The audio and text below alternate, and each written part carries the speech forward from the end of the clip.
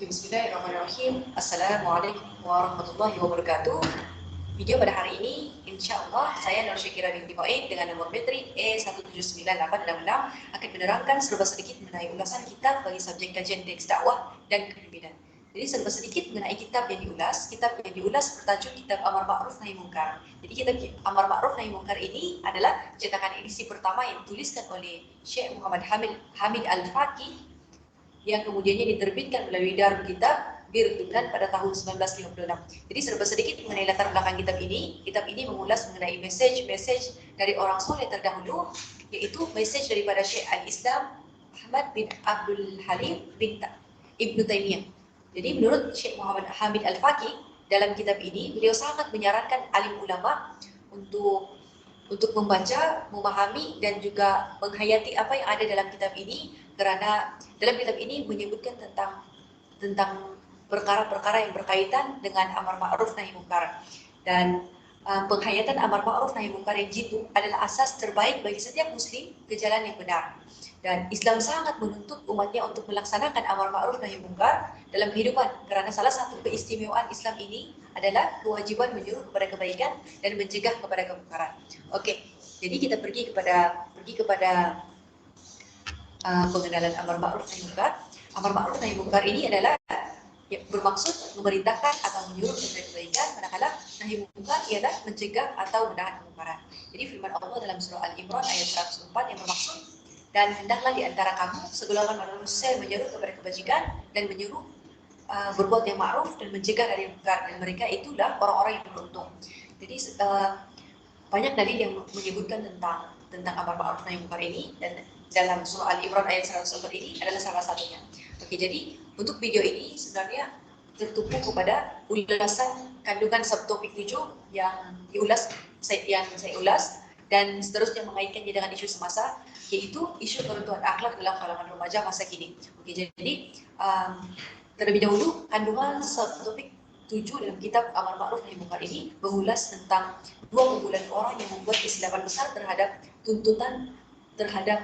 pelaksanaan tuntutan Amar Ma'ruf Nahi Munkar ini. Oke, jadi kumpulan yang pertama adalah kumpulan orang yang meninggalkan terus Amar Ma'ruf Nahi Munkar ini. Oke.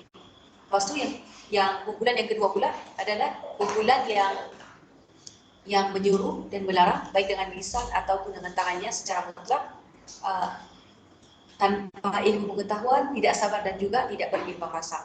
Oke, jadi kedua-dua kumpulan ini adalah kumpulan yang melakukan kesilapan dalam melaksanakan amar ma'ruf nahi munkar. Jadi berkaitan subtopik 7, yaitu dua kumpulan yang melakukan kesilapan ini terhadap isu keruntuhan akhlak dalam kalangan remaja masa kini adalah apabila amar ma'ruf nahi munkar ini tidak dilaksanakan, akan mewujudkan remaja yang melakukan kemungkaran dan merasakan perlakuan maksiat dan dosa mereka itu tidak salah. Jadi kemungkaran akan semakin berleluasa. Seterusnya, sikap diam atau tidak ada tindakan tegas bagi orang-orang yang mampu menegakkan amar ma'ruf nahi munkar ini akan menyebabkan perbuatan tersebut seolah-olah menjadi baik dan indah di mata khalayak ramai. Jadi kalau dalam masa sekarang ini kita dapat tengok, kita dapat lihat perkara-perkara yang menjadi trending di media sosial. Apabila perkara itu tidak dicegah, perkara itu akan menjadi ikutan remaja-remaja kini. Seterusnya, perkaitan yang ketiga adalah sikap tidak mau mencegah hal yang mungkar merupakan salah satu sebab hilangnya ilmu dan tersebarnya kebodohan, tersebarnya kemungkaran. Oke, seterusnya, perkaitan yang keempat pula adalah tidak dikabulkan doa, karena dalam hadis Rasulullah SAW dari Huzaifah bin Al-Yaman radhiyallahu anhu, baginda bersabda, demi Allah yang jiwaku berada di tangannya, hendaklah kalian benar-benar memerintahkan kebaikan dan mencegah kemungkaran, atau Allah akan menimpakan kepada kalian siksaan dari sisinya. Kemudian kalian berdoa kepadanya, namun dia tidak mengabulkan doa kalian. Jadi betapa apabila amar ma'ruf nahi munkar tidak dilaksanakan akan menyebabkan banyak perkara buruk akan berlaku. Jadi salah satunya adalah yang keempat ini, yaitu remaja yang melakukan kemungkaran merasa perlakuan mereka perlakuan maksiat mereka tidak salah, dan begitulah sebaliknya. Dan jadi berdasarkan hadis Rasulullah yang menyatakan tentang peringkat melaksanakan amar ma'ruf nahi munkar itu, yaitu yang pertama melalui tangan, yaitu dengan puasa, yang kedua adalah melalui dengan lidah, dan yang ketiga adalah melalui hati, dan melalui tangan itu adalah melalui puasa. Jadi pelaksanaan amar ma'ruf nahi munkar untuk membendung isu keruntuhan akhlak dalam kalangan remaja ini sangat berkait rapat dengan amar ma'ruf nahi munkar yang dilaksanakan oleh keluarga, karena ibu bapak mempunyai kuasa terhadap anak-anak mereka. Jadi mereka mempunyai hak untuk menyuruh ataupun melarang apa yang dilaksanakan oleh anak-anak. Jadi perkara pertama yang perlu dilaksanakan oleh ibu bapak adalah penerapan kepada asas agama, yaitu mengajarkan asas-asas agama kepada anak-anak dari kecil agar mereka